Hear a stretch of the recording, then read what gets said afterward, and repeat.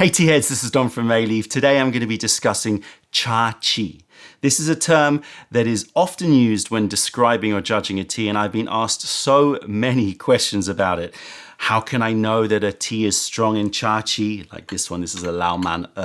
What does Chachi feel like? What is it in general? So, Chachi is obviously made up of two characters, cha, meaning tea, and chi. So in order to give you my thoughts on Chachi, we have to dive into the beautiful discussion of chi, a concept with over 3,000 years of history which underpins many Chinese practices from feng shui to Taoism to qigong, tai chi, and of course Chinese medicine. It may have some analogues in other ancient concepts like prana in yogic traditions, although I am no expert in those concepts. Before we dive in, I know that a lot of people out there can be triggered by the discussion of qi. The instinctive reaction is to shout out terms like pseudoscience and snake oil and woo. I think that a lot of this reaction comes from a misunderstanding about the meanings of qi and the fact that it is an abstract and as yet unmeasurable concept used to describe processes such as Chinese medicine. I have been brought up my whole life around the concept of qi. My father studied physics and then became a professor in Chinese medicine, and I've witnessed his passion to merge modern physics with ancient concepts like qi ever since I can remember. I am now the director of the oldest Chinese medical clinic and educational institution in the UK, possibly Europe, and so I have heard many passionate views over the decades and had many lively discussions with those who are open to the concepts of qi and those who are not. The truth is that coming from a Western sciences education myself, I have always challenged the definitions of qi myself, and I did that first with my father, having lots of discussions and arguments with him about it, and now with all of the people that I work with in Chinese medicine and the tea world.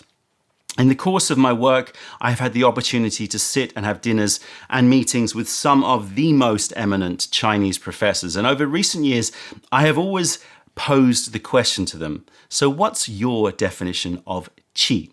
So I could speak a long time about this subject, but I will try to keep this video brief and just give you some of the headlines, especially as it relates to tea. Qi is often described as a vital energy or a vital force, some sort of élan vital which flows through your body. And I think that this is a lazy, short-sighted and inaccurate way of describing the concept, one that I have been guilty of using myself over the years. But as I dive deeper into qi, I think that the discussion needs to be expanded. The simplified character of qi looks like this and has associations with air or breath or vapor. The character could give you a sense of spirit or rising ether.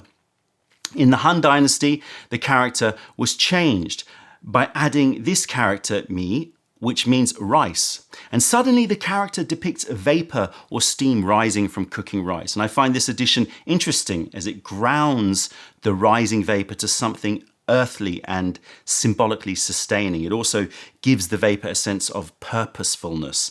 I think that this is worth bearing in mind as we try to understand qi.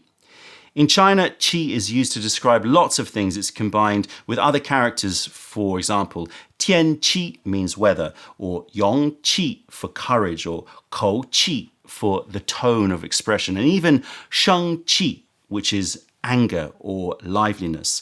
Basically, whenever the strength of character or vitality of a thing or a process needs to be described, qi is often used as the catch-all descriptor. In other words, qi is widely used to describe purposefulness and ability rather than the sort of lazier translation of energy. It does not necessarily define the purpose, in fact it doesn't, but instead describes the complex character and ability of the thing or process to achieve its purpose, its intrinsic purpose. In this way, it's impossible to measure. All that you can see are the consequences of qi. I like to use the probably very outdated example of Usain Bolt, formerly the fastest man on the planet with incredible and undeniable ability. But can you measure or find that ability in a test tube or through some scanner? No. Ability is made up of many hundreds, if not thousands, of factors, from genetics to lifestyle to training to emotions, and his ability would shift and change according to all of these factors. An argument with a loved one just before a race might change his ability. Lack of sleep or a change in diet would similarly shift his ability to run fast. So, just like Qi, ability is a concept which we can all say exists and we can all understand, but we cannot isolate and measure it. All that we have to prove its existence is the consequence of Usain Bolt running fast. We can also say that Qi is shifting and changing all the time. So in my view, Qi can be used to describe the functional ability of something, usually living or in flux like weather, to meet its intrinsic purpose.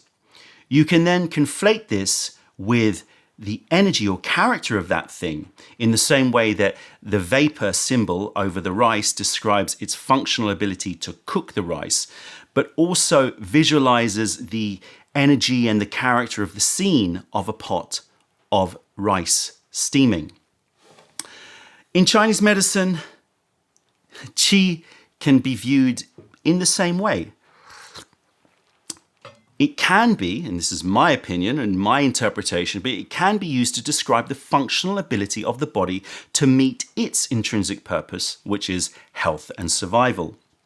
The corresponding outward presentation is a person with energy, vigor, and vitality. And so the character of Qi can possibly be viewed as vital energy, even if this is a surface presentation which is different from its deeper meaning.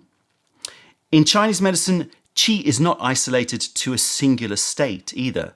Doctors will talk about thoracic Qi or liver Qi.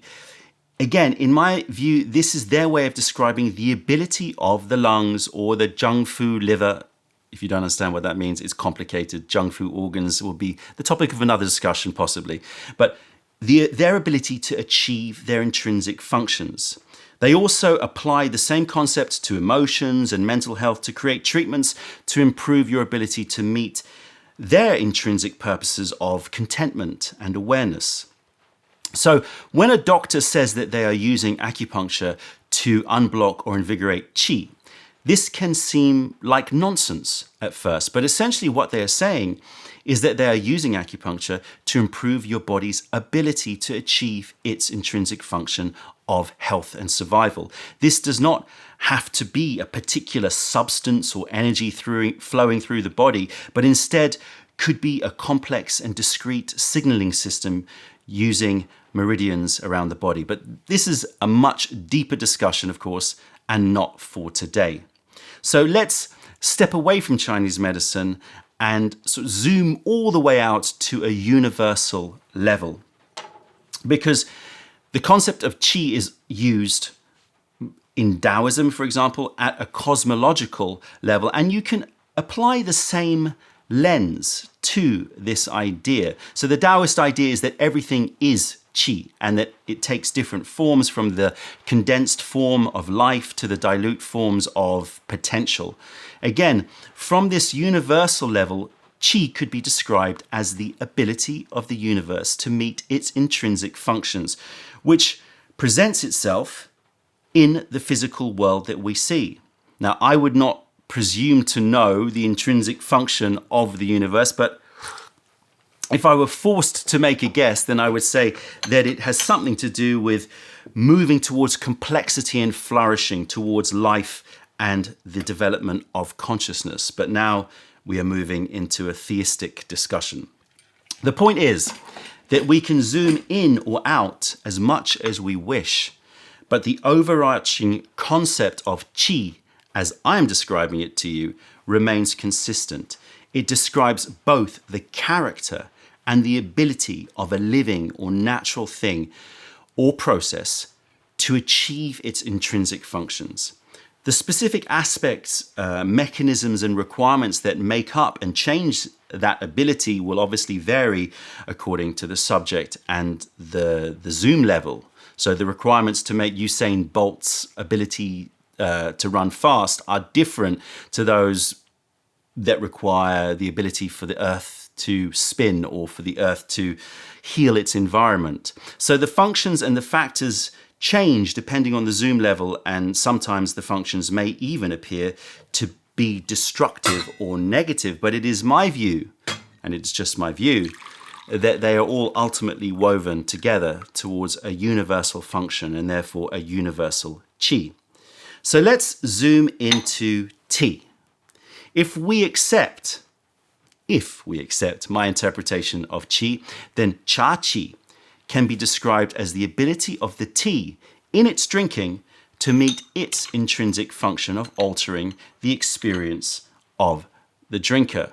This ability is then presented and often discussed as a character. So we say that the Chachi of the tea is energetic or trippy, but what we're really saying is that the Chachi of the tea creates an energetic or trippy body sensation. In other words, in my opinion, Chachi describes the ability and not the body sensation.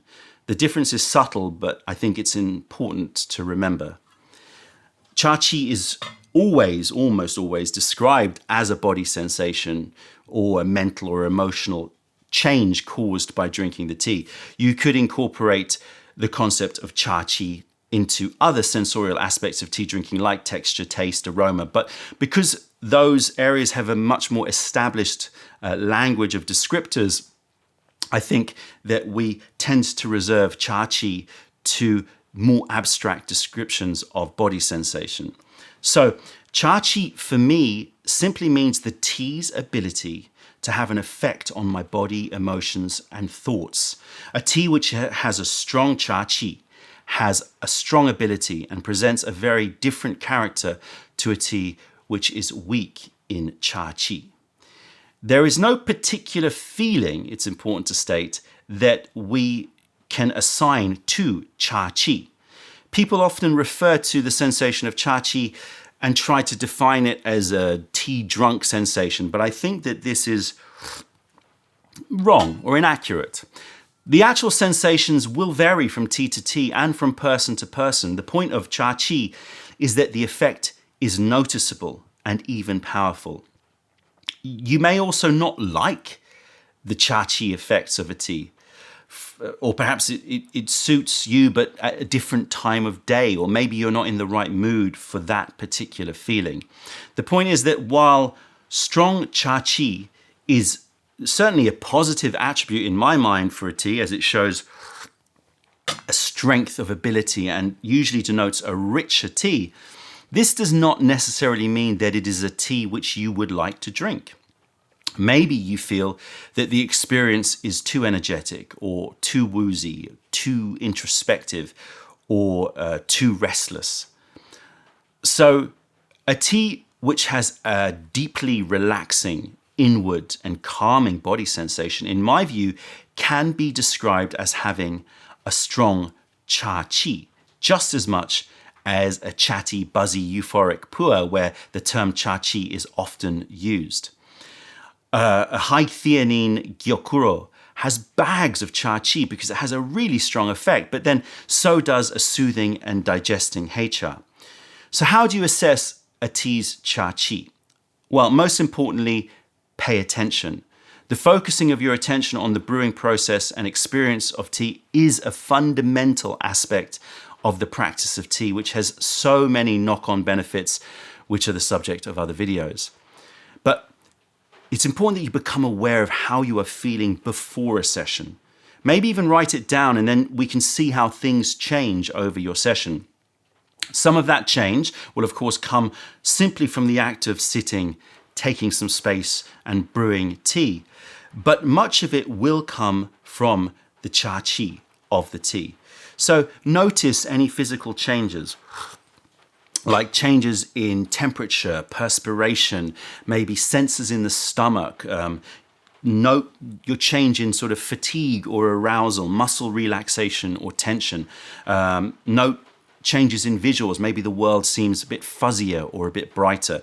Also pay attention to mental and emotional changes. How are your thoughts changing? Have they sped up or slowed down or moved into different places? Are you feeling chatty or quiet, introspective, reflective, or motivated, or content, or any other emotions which may rise to the surface? You may also try to map out your body, visualize it and see where the sensations mostly reside and if they are more downward moving or rising and evaporating. Paying attention to your own body, thoughts and emotions without judgment is a sublime state of awareness and will allow you to assess the tea's Chachi. But bear in mind that the same tea with the same Chachi may have different effects depending on your initial state as you start your tea session. And finally, the most common question I get asked, which teas have the strongest Chachi? Well, as you can see, this is a tricky question because it does not define which kind of Chachi experience you may want to have. So my standard response is that Japanese greens will tend to have a strong energy with a more euphoric state, whereas Chinese greens will tend to have a clearer, longer and more balanced body feel. Shangpua, especially Gushu, can vary wildly from frenetic and overflowing to centered and deep. Ripe teas, HRs, can be settling and chatty, and aged white teas can be trippy and woozy. But these are all huge generalizations.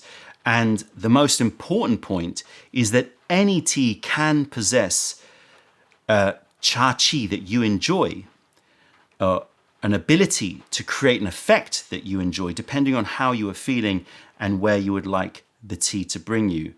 It is, of course, a big disappointment when you drink a tea which is weak in Chachi, weak in character and ability. And that is why we make Chachi an important criteria in our tea sampling. Complex and strong Chachi, just like taste, texture, and aftertaste, usually comes from older heirloom cultivar plants grown in perfectly suited terroir. There are many factors which will affect Chachi, but I think it's true to say that Chachi is not something that can be easily manufactured in the processing of a tea. It really does come from nature.